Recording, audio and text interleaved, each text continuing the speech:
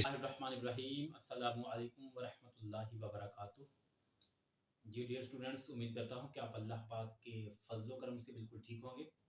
आज हम class 6 chapter number 1 numbers and operations mathematics 9 जो 6 क्लास की मैथमेटिक्स की बुक है जो पीटीबी की चेंज हुई है, उसका चैप्टर नंबर 1 है नंबर्स एंड ऑपरेशंस। एक्सरसाइज 1.1 है, उसका क्वेश्चन नंबर 1 और 2 को सोल्व करने की हम कोशिश करते हैं। क्वेश्चन नंबर 1 में हमारे पास है कि find the factors of the following, के इसमें हमारे पास 7 से 8 इसके पार्ट दिए गए हैं और उनके हमने फैक्टर्स फाइंड करने हैं। सबसे पहला हमारे पार्ट है 30, तो हमने इसके फैक्टर्स फाइंड करने हैं।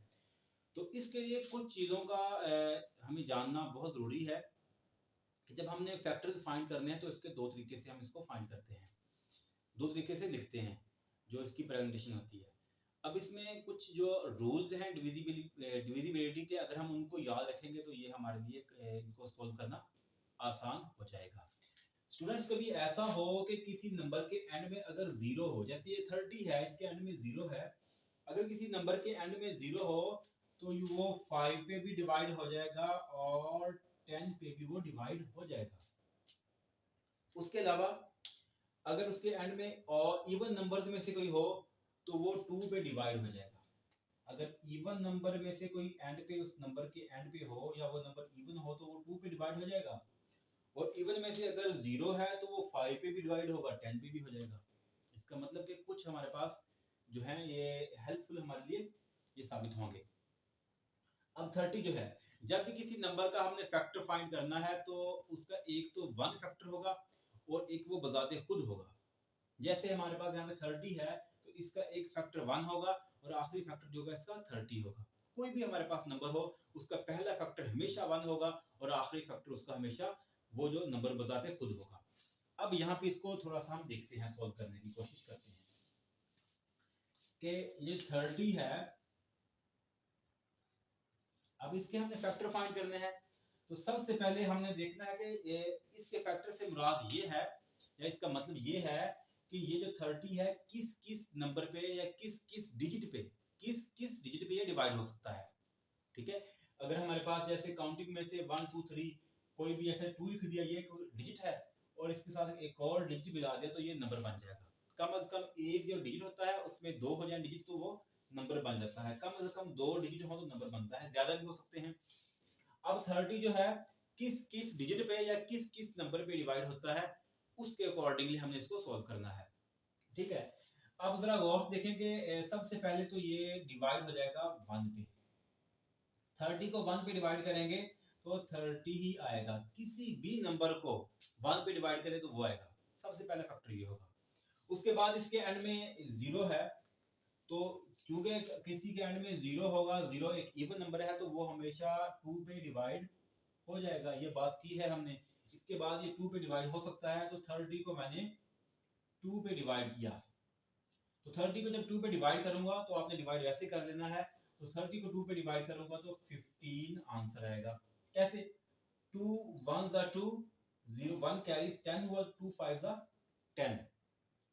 अब देखना है कि 30 को मैं उसके अलावा 2 के बाद किस पे होता है और 3 पे ये हो सकता है। कैसे? 3 पे डिवाइड करने के लिए हमें किसी भी नंबर को अगर 3 पे डिवाइड करना है तो हम उस नंबर के जो नंबर वो होगा उसके डिजिट्स को आपस में ऐड करेंगे और उनका जो सम आएगा अगर वो 3 पे डिवाइड हुआ तो वो पूरे का पूरा नंबर भी 3 पे डिवाइड हो जाएगा। जैसे अब 30 है, अगर इसके मैं जो डिजिट्स हैं उनको आपस में ऐड करूं, 3 प्लस 0 दो डिजिट है, 3 प्लस 0 तो हमारे पास 3 हो गया और ये 3 तो 3 पे डिवाइड हो रहा है। अगर कोई भी नंबर हो उनके डिजिट्स का सम जो है वो जो सम भी अगर 3 पे डिवाइड होगा तो वो सारे का सारा नंबर भी 3 पे डिवाइड हो जाएगा। तो अगर मैं 330 को डिवाइड कर दूं मैं 3 से तो ये 3 1 ज़ा 3 तो 0 वैसे आएगा, 3 10 ज़ा 30 होता है हमारे पास। बात ये हुई कि हमने तरतीब से डिवाइड करते आना है, जिस पे हो गया तो उसे लिख लेना है, जिस पे ना हुआ तो उसको नहीं लिखना। कुछ ट्रिक्स हैं वो मैं आपको बता रहा हूँ। हाँ, अगर कोई नंबर किसी डिजिट पे डिवाइड हो रहा नहीं हो रहा तो वो उस डिजिट के मल्टीपल पे भी डिवाइड नहीं होगा। फर्ज करें अगर ये यहाँ पे होता 31 तो 2 पे इसने डिवाइड नहीं होना था, तो जो 2 के टेबल में जो जो डिजिट आएंगे तो उस पे भी उसने डिवाइड नहीं होना था। अब उसके बाद देखें जो 30 है, 3 के बाद 4 पे देखें तो 4 पे ये डिवाइड नहीं होता, क्योंकि 4 7 28, 4 8 32, वो तो इससे बढ़ जाता है। 30 नहीं होता तो 4 पे नहीं होता, तो फिर 5 पे देखते हैं, तो 5 6 30, तो हमारे पास ये 30 जो है 5 पे जाएगा, तो 5 6 30 होता है। उसके बाद 5 के बाद किसकी बारी आएगी? 5 के बाद अगर मैं देखूं तो हमारे पास 6 की बारी आएगी। 6 पे डिवाइड होता है, 6 5 30, तो देखेंगे 5 के बाद हमारे पास ये 6 भी आ गया। उसके बाद ना तो 7 पे होगा, ना 8 पे, ना 9 पे, ठीक है, फिर 10 पे होगा, फिर 15 पे होगा, फिर 30 पे होगा। या तो इसको बाद मजीद भी अब यहाँ पे लिख सकते हैं, ठीक है, नहीं तो आप इसके बाद ये 3 फैक्टर को 5 हो गए, बाकी जिस पे डिवाइड होना है वो तो हमारे पास पहले ही आ रहा है, ठीक है, यहाँ से लेके ऐसे जाएंगे और इस तरह से हमारे पास ये आंसर बन जाएगा। या आप ऐसे कर सकते हैं कि मजीद जो बाकी फैक्टर्स हैं वो नीचे लिख लें, जो मैं ब्लैक से लिखूंगा, अगर उसको लिख लें फिर भी ठीक है, अगर ना लिखें तो इस तरह से करके आप आंसर फाइंड कर दें, तो लिख दें तो फिर भी आपका आंसर बिल्कुल ठीक हो जाएगा। जैसे 30 जो है ये 6 पे भी डिवाइड होता है, 6 5 30। अब उसके बाद इस पे हुआ, फिर इस पे बारी आएगी। 30 जो है 7 पे नहीं होता, 8 पे भी नहीं होता, 9 पे नहीं होता, फिर 10 पे है, तो 30 ये 10 पे होगा तो 3 आएगा आंसर। उसके बाद 10 के बाद फिर 15 पे होगा, ना 11 ना 12, तो ये हमारे पास 32 था। फिर 30 होगा, उसके बाद अपने आप पे होगा, तो ये 1 आएगा। यहाँ से गौर से देख लें कि जो मैंने ब्लैक से लिखा है ये ना भी लिखे तो काम हो जाएगा। कैसे है कि ये 1 पे हुआ, 32 पे हुआ, पूरा पूरा जिन डिजिट पे नंबर पे डिजिट पे पूरा पूरा हो रहा है उसके अकॉर्डिंगली हमने लिखते आना है। अब इसके बाद 6 की जब बारी आई तो 6 तो यहाँ पे आ रहा था, फिर 10 भी यहाँ पे आ रहा है, 15 भी यहाँ पे आ रहा है, 30 भी यहाँ पे आ रहा है, तो ये लिखने की जरूरत नहीं है। अगर इसको आप लिख भी लेंगे तो गलत नहीं होगा। तो अब इसका आंसर क्या लिखेंगे कि फैक्टर्स ऑफ 30 इक्वल टू कौन से फैक्टर्स हैं, या तो यहाँ से ये सारे ऐसे लिख लें या यहाँ से ऐसे लिख लें। अगर आपने जस्ट इतना लिखा है तो फिर यहाँ से करके तो इस तरह से मूव कर जाएंगे।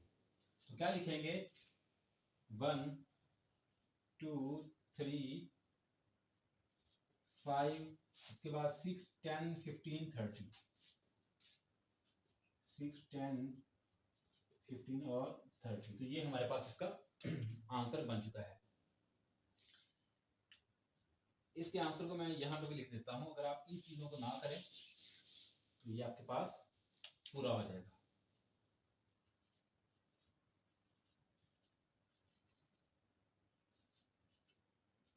1 है, 2 है, 3 है, 5 10 15 और 30।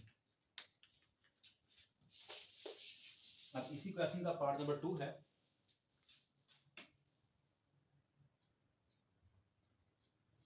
बेहद आसान है 41।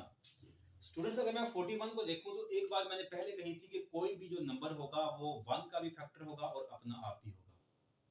सबसे पहले फैक्टर 1 का हुआ करेगा, आखिरी फैक्टर वो बजाते खुद अपना हुआ करेगा। अब 41 है और अगर ये 41 को मैं गौर से देखूं तो 41 सिर्फ 1 पे हो रहा है डिवाइड और अपने आप पे, और किसी भी ये डिजिट पे डिवाइड नहीं होता, ना किसी नंबर पे डिवाइड होता है।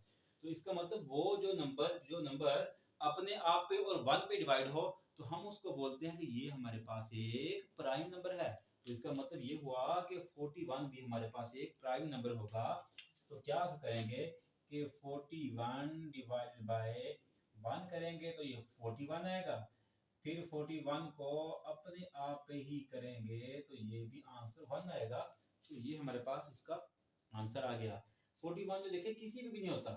अगर मैं इसको इसके एंड में ऑड है तो ना तो ये 2 पे होगा, किसी भी इवन नंबर पे नहीं होगा। अगर मैं 3 के लिए चेक करूं तो 4 + 1 तो 5 बन जाएगा। तो 5 तो 3 पे डिवाइड नहीं होता, तो फिर ये सारे का सारा नंबर उस पे डिवाइड नहीं होगा। वैसे भी ये प्राइम नंबर है, प्राइम नंबर जस्ट अपने आप पे और 1 पे डिवाइड होते हैं। तो इसका आंसर क्या बनेगा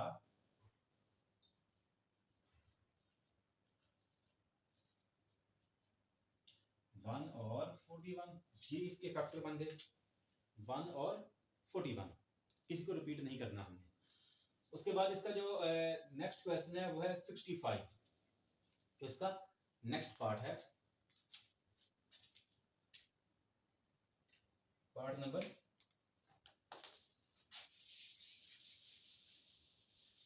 3।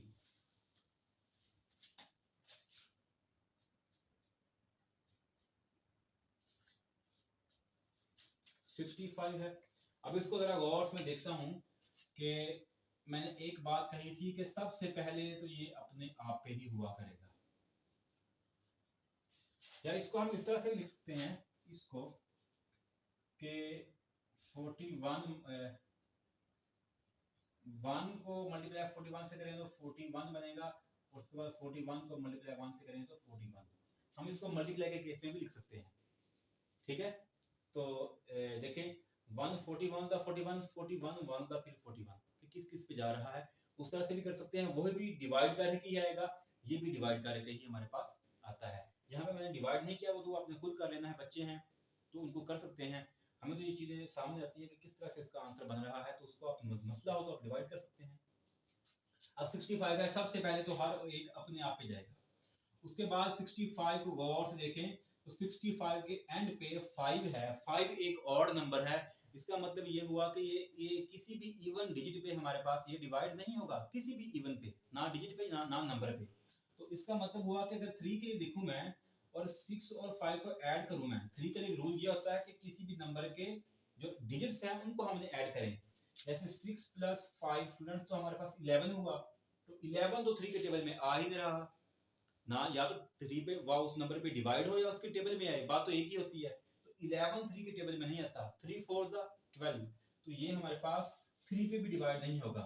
हाँ, किसी नंबर के एंड पे 5 हो तो वो 5 पे डिवाइड हो जाता है, ये बात हमने की हुई है। 4 तो है ही इवन, तो 4 पे नहीं होगा।